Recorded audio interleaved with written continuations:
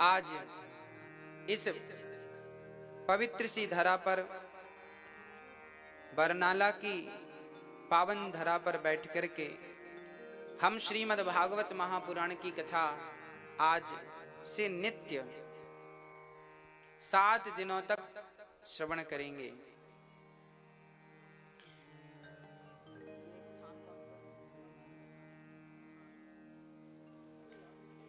इस कथा के परीक्षित बन करके श्री टेकचंद्र कंसल जी, श्रीमती कुसुमलता कंसल जी, आपके सुपुत्र श्री राजेश कंसल जी, श्रीमती पूजा कंसल जी और शुभम कंसल जी, आप सभी पूरा कंसल परिवार, श्री टेकचंद्र जी, मैया कुसुमलता जी, बड़े भाव बड़ी श्रद्धा से आप कथा का रसपान करते हुए अपने जीवन को आप कृतार्थ कर रहे हैं। प्रिय भक्तों, भागवत जी की इस पावन गंगा में हम अब नित्य 7 दिनों तक डुबकी लगाएंगे। बरनाला की ये आस्था कॉलोनी है जहां पर आप सभी कथा का रसपान कर रहे हैं। भक्तों, आज तो भगवान स्वयं कहते हैं प्यासा चलकर कुएं के पास जाता है, पर आज तो कुआं ही चलकर प्यासों के पास आ गया है। हम हमेशा चलकर बिहारी जी के पास जाते थे, पर आज तो बिहारी जी ही चलकर हमारे पास आ गए। यह बिहारी जी की कथा, जहां भगवान की कथा है वहीं बिहारी जी। भगवान कथा से अलग नहीं है। जैसे मिश्री से मिश्री की मिठास को अलग नहीं किया जा सकता, क्या संभव है? जैसे मिश्री से मिश्री की मिठास को अलग नहीं किया जा सकता, जैसे समुद्र के जल से नमक को अलग किया नहीं जा सकता, उसी प्रकार कथा से भगवान को अलग नहीं किया जा सकता। कथा और भगवान यह पर्याय है ना, पर्यायवाची शब्द है। कथा कह दो, भागवत क्या है? भगवान का प्रत्यक्ष कृष्ण एव ही, भगवान का वांगमय स्वरूप श्रीमद् भागवत महापुराण। भागवत जो सुनता है उसका हृदय शुद्ध हो ही जाता है, ये भागवत की गारंटी है। आज से आप 7 दिन तक कथा सुनेंगे। ये भागवत जी की छत्र छाया है। आपको जहां जहां ये आवाज पहुंच रही है, ये समझिए कि वहां वहां तक भागवत जी की छत्र छाया है। आज आप जो भी मन में भाव रखेंगे, जो भी कामना करेंगे, जो भी मांगेंगे, आज आप मन में कोई भी, भागवत तो हमें निष्काम होकर सुनना चाहिए, भागवत से तो हमें भगवान से कुछ मांगना नहीं चाहिए। फिर भी यदि आपकी कोई भी इच्छाएं हैं तो आज कह दीजिएगा। मुझे पूर्ण विश्वास है कि 7 दिन जब आप बड़े प्रेम से कथा सुनेंगे तो 7 दिन बाद ही बिहारी जी आपकी समस्त इच्छाओं को पूरा कर देंगे। ये भागवत जी के सामने ही जब कोई झोली फैलाता है तो भागवत जी उसकी झोलियां भर देती हैं। भागवत जी प्राणी मात्र का कल्याण करने वाली है, जीव मात्र का कल्याण करने वाली है। भागवत में यद धुंधकारी जैसा पापी कथा श्रवण कर लेता है, प्रेत योनि को पाकर तो उसका भी उद्धार हो जाता है। भागवत जीव मात्र का कल्याण करने वाली हैं। इसलिए आज बरनाला की इस पवित्र धरा पर जब से लॉकडाउन लगा है, तब से पहली बार हम कथा सुनाने के लिए वृंदावन से बाहर आए हैं, और वो पहली धरती बरनाला है। श्री मती कुसुमलता मैया जी ने कथा सुनी, टेकचंद्र जी ने कथा सुनी, और कथा से प्रभावित होकर उन्होंने अपने यहाँ आने का आमंत्रण दिया, और दास ने उस निमंत्रण को स्वीकार करके बिहारी जी को, भागवत जी आपके मध्य आकर आप सभी का कल्याण करना चाहती हैं, इसलिए आइए अब उस कथा का रसपान करें जिस कथा के लिए ये दास आपके मध्य आया है। भागवत 4 अक्षरों से मिलकर बनी है, भा गा वा त। भागवत, भा शब्द जो है, आज कथा सुनने के लिए दूर दूर से लोग आए हैं, जिसमें हमारे भैया सुधीर जिंदल जी पानीपत से पधारे हैं। एक बार सुंदर तालियां उन भक्तों के लिए जो बड़ी दूर दूर से कथा का रसपान करने हेतु आते हैं। प्रिय भक्तों, बहा के कहे खुल जात भाग जीवन के, गा के कहे ते गुमान मिट जाता है, वा के कहे बल बुद्धि बढ़ जाता है, और ताके कहे तकदीर बदल जाता है। भा शब्द कहने मात्र से प्राणी मात्र का भाग्य खुल जाता है। भागवत क्या खोलने वाली है? भाग्य खोलने वाली है। जो व्यक्ति भागवत को बड़ी श्रद्धा से श्रवण करता है, केवल कथा को श्रवण करता है, तो भागवत जी उसका भाग्य, सोया हुआ भाग्य खोल देते हैं, है ना? सोया हुआ भाग्य खोल देती है। भाग के कहे खुल जात भाग जीवन के। जीवन का भाग्य खोलना हो तो भागवत की शरणागति ग्रहण कर लो। गा के कहे ते गुमान मिट जाते हैं, अहंकार मिटाने वाली भागवत है। यदि भागवत सुनकर व्यक्ति का अहंकार नहीं मिटा तो या तो सुनने में कमी रह गई या तो सुनाने में कमी रह गई। भागवत हमेशा व्यक्ति का अहंकार मिटा देती है, अहंकार शून्य हो जाता है। और आपके जीवन में जो इतना बोझ है, परेशान हैं आप लोग। आज हम देखते हैं किसी के पास किसी चीज की कमी नहीं है, फिर भी व्यक्ति परेशान है, फिर भी उदास है। क्यों? क्योंकि अहंकार है। जो अहंकार होता है ना मेरी माँ, वो हमें छोटा कर देता है। हम बनते जरूर बड़े हैं कि हम बड़े हैं, पर हम छोटे हो जाते हैं, बौने हो जाते हैं। अहंकार जिसके भीतर आ गया वो छोटा हो जाता है।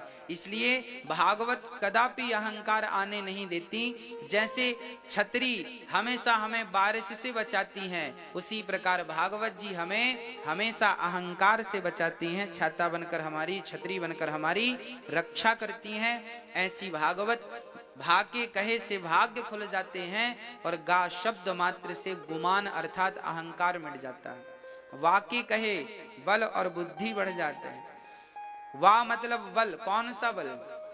बल मतलब ये नहीं कि हम बहुत ताकतवर हो गए, बल मतलब आध्यात्म बल।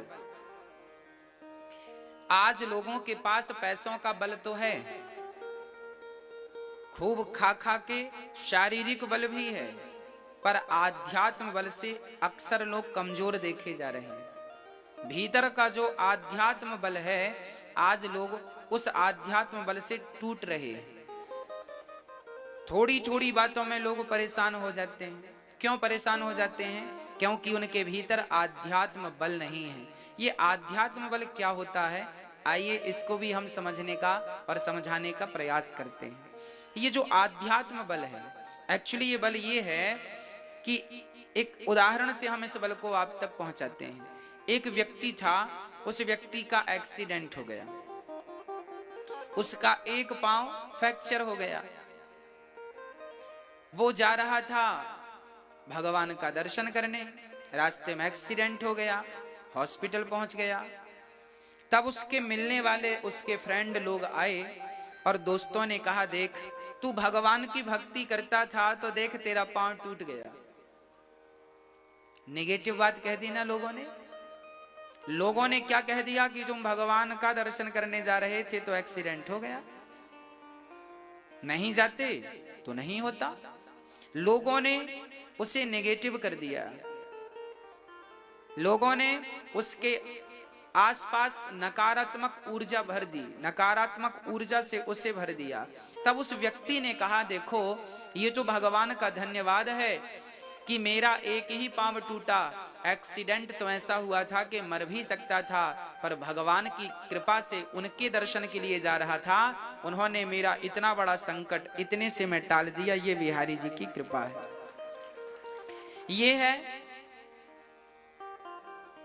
इसे कहते हैं पॉजिटिव रहना, सकारात्मक सोच इसी को कहते हैं। हम नकारात्मक ना रहें, हम सकारात्मक रहें। हम ये ना सोचें कि हमारे साथ कुछ बुरा हुआ है, हम ये देखें कि उस बुराई में भी अच्छाई क्या है।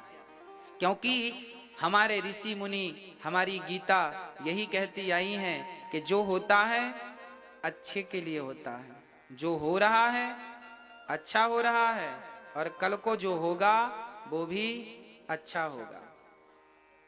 इसलिए आज हमारे सामने जैसी भी स्थिति है, जैसी भी सिचुएशन है, हम उस स्थिति में रहकर उस सिचुएशन का बहुत आध्यात्म ऊर्जा के साथ, आध्यात्म बल के साथ उसका डट करके सामना करें, हिम्मत ना हारें। हार जाना हमारी फितरत नहीं होनी चाहिए, है ना मैया जी। भागवत हमें पॉजिटिव करती है, सकारात्मक बनाती है। किसी भी हाल में हमें उदास नहीं होना, किसी भी हाल में हमें हिम्मत नहीं हारना। राम जी जंगल में अकेले थे, रावण ने सीता का हरण कर लिया। अब बताइए क्या राम जी हिम्मत हारे? कोई सामान्य व्यक्ति होता तो हिम्मत हार जाता। अब देखिए कितनी बड़ी चुनौती थी। पहली बात तो सीता का हरण किसने किया है यही नहीं पता था राम जी को। फिर जैसे तैसे पता चला कि रावण लेके गया है, तो अब रावण रहता कहां है ये पता नहीं चला। जटायु ने बताया कि रावण ले गया है, पर रावण रहता कहां है ये भी तो पता हो। चलो अब जैसे तैसे पता चल गया कि रावण लंका के उस पार रहता है, समुद्र के उस पार रहता है। तो अब समस्या ये है कि इतना बड़ा समुद्र पार कौन करेगा? क्या राम के जीवन में चुनौतियां कम थी? आप कहते हैं महाराज जी हमारे जीवन में चुनौतियां ज्यादा है, संघर्ष ज्यादा है, कंपटीशन ज्यादा है। तो बताओ क्या राम के जीवन में संघर्ष नहीं था? क्या राम के जीवन में चुनौतियां नहीं थी? क्या उन्होंने उन चुनौतियों से डट के सामना नहीं किया? क्या वो हिम्मत हार गए? हमारी भागवत सदा आपको पॉजिटिव करती है। जैसे हमारे राम समुद्र के किनारे पहुंच गए तो पहले तो समुद्र से प्रार्थना की कि हमें जाने का रास्ता दो, और जब समुद्र नहीं, अब देखो जब समुद्र ने जाने का रास्ता नहीं दिया तो राम जी ने आग्नेय अस्त्र साध लिया। विनय न मानत जलधि जड़ गए 3 दिन बीत, बोले राम सकोप तब भय बिन हो ही न प्रीत। तब राम जी ने बाण चढ़ाया और समुद्र को सुखाने के लिए बाण छोड़ना चाहते थे। तब पाही माम कह के प्रकट हो गए समुद्र जी। कहने लगे प्रभु हमारे अपराधों को क्षमा कर दो, आने में बड़ी देर हो गई। भगवान बोले हमें लंका जाना। देखिए राम जी पहले हाथ जोड़ के काम कराना चाहते हैं, जब हाथ जोड़ने से काम नहीं चला तो धनुष उठा लिया, और जब धनुष उठाया तो धनुष की टंकार सुनकर के समुद्र डर गए, हाथ जोड़कर आए। उन्होंने उपाय बताया कि आपके यहाँ नल और नील हैं, वो पत्थर डालेंगे समुद्र पर, तो उनका डाला हुआ पत्थर पानी में डूबता नहीं है। लो राम जी का काम बन गया। अब देखिए कितनी चुनौतियां थी, समुद्र में सेतु बनाना है। अब देखिए वहां भी दिमाग लगाया, एक पत्थर को हमने जहां डाल दिया वो वहीं रुक जाता था, एक पत्थर को यहां डाला और एक को 4 फीट आगे डाला, तो अब बीच में 4 फीट का गैप हो गया। अब वो गैप कैसे भरेंगे? तब एक उपाय सूझा। उन पत्थरों पर, एक पत्थर पर रा लिखा गया, दूसरे पत्थर पर मां लिखा गया। क्या लिखा गया? रा और मां। तो जिस पत्थर में रा लिखा था उस पत्थर ने मां वाले पत्थर को पकड़ लिया, तो राम राम हो गया पूरे समुद्र में और सारी सेना पार हो गई। वो पत्थर भी जुड़ गया और वो पत्थर भी डूबा नहीं, राम नाम के बल पर। इसलिए जीवन में चुनौती तो राम जी के जीवन में भी चुनौतियां थी, पर राम जी बिना हारे बिना थके अपने लक्ष्य की तरफ बढ़ते रहे। आप भी यह भागवत सुनकर बिना हारे बिना रुके बिना थके अपने लक्ष्य की तरफ चलें। कितना भी संकट आए, कोई लाख आपके साथ बुरा करे, पर फिर भी आपके साथ कभी ना कभी बिहारी जी अच्छा करेंगे। तब अच्छा करेंगे जब आप बिहारी जी से जुड़ कर के रहेंगे। बस भगवान से संबंध बनाए रखिएगा। रावण ने जब तक विभीषण से संबंध बनाए रखा तब तक रावण सुरक्षित था। पर रावण ने विभीषण का त्याग किया। उसी दिन रावण जबहि विभीषण त्यागा, भयउ विभव बिनु तबहि अभागा। रावण उसी दिन अभागी हो गया जिस दिन उसने विभीषण का त्याग किया। या तो भगवान से जुड़िए या तो भगवान के भक्तों से जुड़िए, क्योंकि इसी से गति है, इसी से कल्याण है। हाँ, हम सबको किसी भी प्रकार से भगवान से जुड़ना है और यही आध्यात्म बल है। और इस बल को पुष्ट कौन करती है? भागवत जी पुष्ट करती हैं। वाके कहे बल बुद्धि बढ़ जात है, ताके कहे तकदीर बदल जात है। यदि अपनी तकदीर बदलना चाहता है कोई तो भागवत की शरणागति ग्रहण कर लो। भागवत श्रवण करने मात्र से प्राणी का उद्धार हो जाता है। अच्छा, आज के जमाने में जहां सब लोग साइंस को जानते हैं, ये बात पर बिलीव करना थोड़ा कठिन है कि भागवत सुनने से उद्धार कैसे हो जाता है। आइए हम इसको भी स्पष्ट रूप से समझाएं, बिल्कुल साइंटिफिक समझाते हैं, क्योंकि आज आप सभी पढ़े लिखे हैं, समझदार हैं। शास्त्र हजारों साल पहले लिखे गए हैं। उस जमाने में भी आज की दृष्टि को, आज के विचारों को, आज का माहौल देखकर इन ग्रंथों को हमारे ऋषि मुनियों ने हम सबके कल्याण के लिए तैयार किया है। आइए समझते हैं कि भागवत से आज का क्या संबंध है। आज के मैया जी, आप पंजाब में पता नहीं ये लोग थे या नहीं, पर मैं जिन लोगों को जानता हूं उनका परिचय आपसे कराता हूं। हमारे यहाँ क्या होता है नहीं होता था, ये होता था किसी को सांप ने डस लिया तो सर्प जिसे डस लेता था उसे झड़ाने के लिए ले जाया करते थे। तो झाड़ने वाला ना मंत्र पढ़ के सांप का जहर उतार देता था। मतलब इतना पावरफुल उसका मंत्र होता था कि सांप काला नांग किसी को डस ले तो मंत्र पढ़ करके वो पूरे नांग का जहर उतार देता था। आपके यहां ऐसा सुनने में आया कि नहीं? कोई था ऐसा? हाँ या ना? केवल ऐसे ऐसे करिए, नहीं था तो मना करिए। आप जानते हैं ऐसे व्यक्ति को, यदि ऐसी बातें सुने हैं तो हाँ करिए। हाँ या ना? आप नहीं जानते?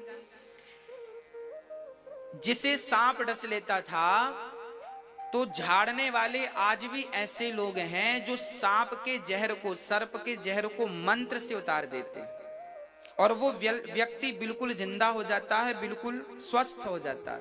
मंत्रों के द्वारा सांप का जहर उतर जाता है। चलिए, ये तो रही बात जो कि चूंकि ये बात अब पुरानी हो गई है, हॉस्पिटल का अब जमाना है, अब कोई जाता नहीं है, पर सांप का मंत्र आज भी जो जानते हैं वो कारगर है। कहने का अर्थ ये है कि सांप का जहर उतारने वाले ने मंत्र कौन सा पढ़ा ये तो हमारी समझ में नहीं आया, पर सांप का जहर उतर गया ये बात तो बिल्कुल सही है। उसी प्रकार भागवत श्रवण करने मात्र से हमारे जन्म जन्म के पापों का जहर उतर जाएगा। भागवत का एक भी अक्षर समझ में आए किसी को या ना आए, पर यह निश्चित है कि भागवत श्रवण करते ही जन्म जन्म का जहर तो उतर जाएगा। अब मैं दूसरा साइंटिफिक आपके सामने एक उदाहरण रखता हूं, उसे समझिएगा। अच्छा ये बताइए, आपको कोई गाली दे तो आपको गुस्सा आता है कि नहीं? हाँ या ना?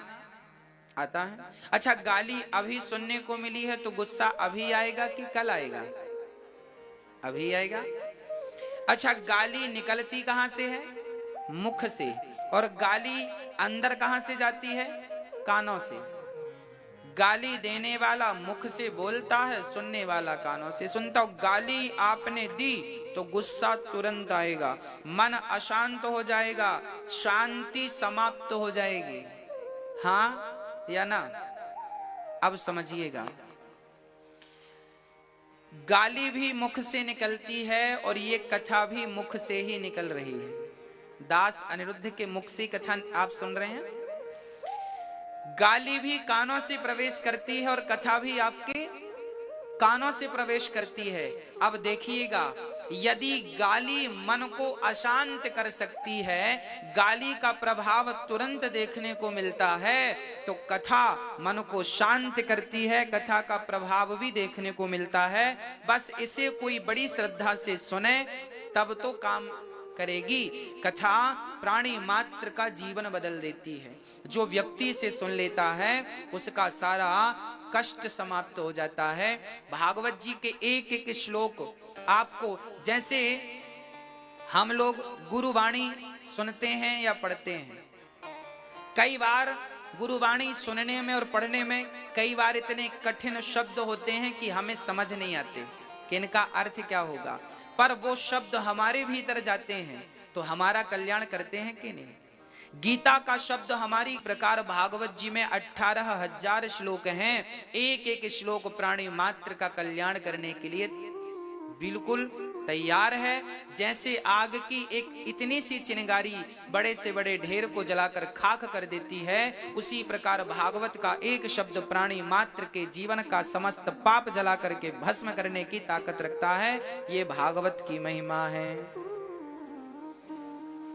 सच्चिदानंद रूपाय विश्वोत्पत्त्यादि हेतवे तापत्रय विनाशाय श्री कृष्णाय वयं नुमः। भागवत में कितना बढ़िया उपाख्यान है। भगवान कैसे हैं? भगवान कैसे हैं? सच्चिदानंद रूपाय। अच्छा, आप लोगों ने कभी भगवान को देखा है कि नहीं? हाँ या ना? आप केवल हाँ या ना में जवाब दीजिए। हाँ करना है तो ऐसे सिर हिलाइएगा, ना करना है तो ऐसे कहिएगा। आप बस इतना हमारा सपोर्ट करते चलिएगा, हम आपको कथा सुनाते चलेंगे। आपने भगवान को देखा है क्या? हाँ या ना? मैया जी नहीं देखा? देखा है। जो लोग ये कहते हैं कि हमने भगवान को नहीं देखा, पहले हम उन्हें समझाएंगे। जो लोग ये कहते हैं कि हमने भगवान को नहीं देखा, उनसे हम निवेदन करते हैं कि भैया जी ये बैठे हैं भगवान, आप देख लीजिएगा। अब वो कहेंगे महाराज जी ये तो पीतल के भगवान हैं, ये तो पत्थर के भगवान हैं। अरे भाई, भगवान पीतल के नहीं होते, भगवान पत्थर के नहीं होते। भगवान कहाँ होते हैं आपको पता है? कहाँ होते हैं मैया? आप क्या कह रहे हैं? भगवान कहाँ होते हैं? यहाँ होते हैं? यहाँ तो यहाँ होते हैं तो फिर एक्सरा कराना पड़ेगा।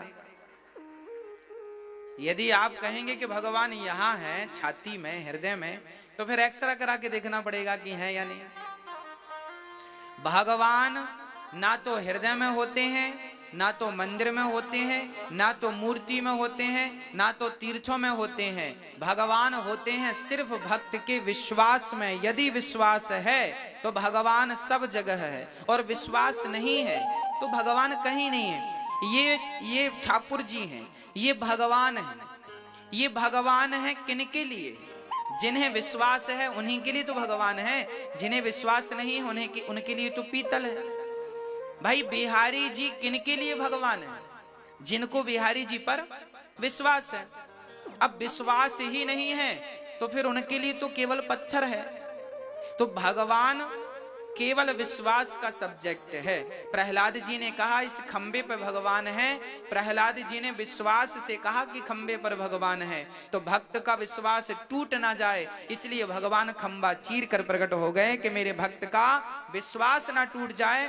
भगवान सदा अपने भक्तों की विश्वास की रक्षा करते हैं। भगवान सदा अपने भक्तों के विश्वास की क्या करते हैं मेरी माँ? रक्षा करते हैं।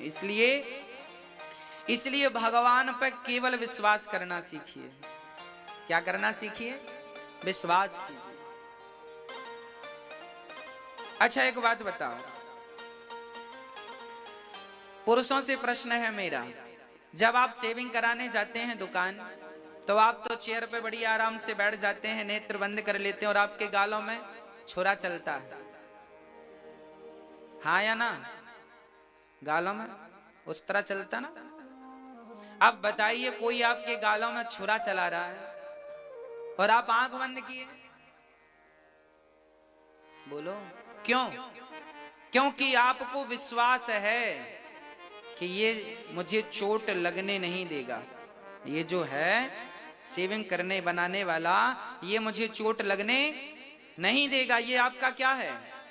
विश्वास है। अरे भाई, एक सामान्य से सेविंग वाले पे आप विश्वास कर लेते हैं, तो भगवान पर विश्वास करने में हर्ज क्या है? भगवान पे भी विश्वास कर लो ना कि यही हम सबके माता पिता हैं। कह दो ना एक बार के प्रभु मैं आपका, आप मेरे। यदि हम रिक्शे वाले पर विश्वास कर लेते हैं, भाई साहब हमें जरा फलानी जगह छोड़ देना, रिक्शा वाला बोला बैठ जाओ, आप बिल्कुल शांति से बैठ गए, नींद आ रही है तो आंखें बंद कर लिए, आपका विश्वास ही तो है, हाँ या ना?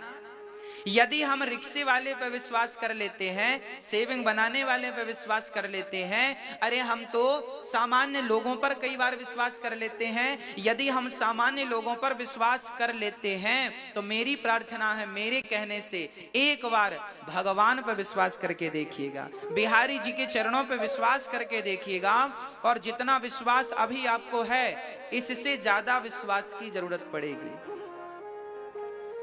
यदि विश्वास है तो भगवान है, और विश्वास नहीं है, शास्त्र ये नहीं कहते कि भगवान यहां है, शास्त्र तो ये कहते हैं कि पहले आप विश्वास करो। यदि विश्वास है तो भगवान, माता में भी भगवान है, पिता में भी भगवान है, स्त्री में भी भगवान है, पुरुष में भी भगवान है। सर्वम खलविदम ब्रह्म, इस दुनिया में भगवान के सिवा क्या है? पर अज्ञानवश हमें भगवान नजर कहां आते हैं? एक छोटे से उदाहरण से हम आपको समझाते हैं। अच्छा, आप ये बताइए कि आपने जो गोल्ड पहन रखा है, फॉर एग्जाम्पल ये देखिए, बताइए ये क्या है? बताइए, जोर से बोलिए, जोर से बोलिए। आप में से अधिकांश लोग यही कहेंगे ये अंगूठी है। आप में से अधिकांश लोग यही कहते हैं ये हार है।